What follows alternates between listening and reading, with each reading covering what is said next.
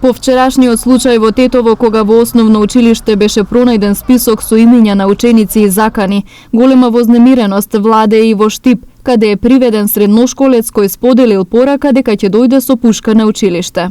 Беа повикани целата служба, родителите и ученикот, се разговараше на таа тема.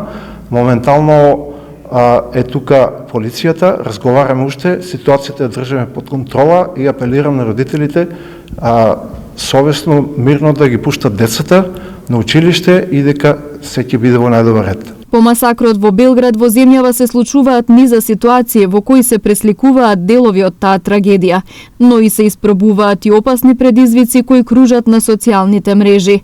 Психолозите алармираат дека децата многу лесно се поистоветуваат со она што го гледаат на интернет, каде често наидуваат на содржини кои воопшто не треба да ги следат. Они можат да направат идол од секакви личности. Значи, они можат тоа однесување одма да го сватат дека тоа е некакво добро однесување и тоа да го применат. Многу често користат социјални мрежи, многу често гледаат некои видеа и читаат се и се што, имаат пристап до секаква содржина, што мислам дека не е во ред. Стручните лица велат дека е потребен сеопфатен пристап во воспитувањето на децата.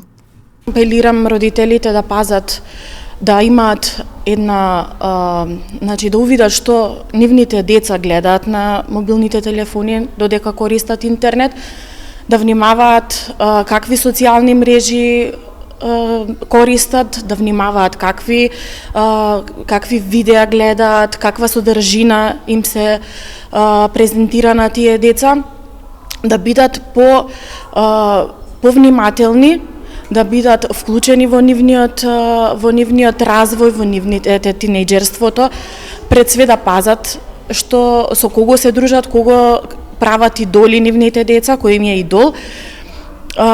Децата, апелирам до сите деца да бидат поискрени, да разговараат, зашто како тинејџери мислат дека ако некој проблем им се јави, дека тоа не може да се реши, дека тоа е нешто страшно, но не секој проблем може да се реши, но треба да бидат искрени, треба да бидат отворени за разговор со нивните родители, со нивните блиски, наставниците исто така да разговараат, ние како стручна служба да разговараме со нив, да бидеме во постојан контакт.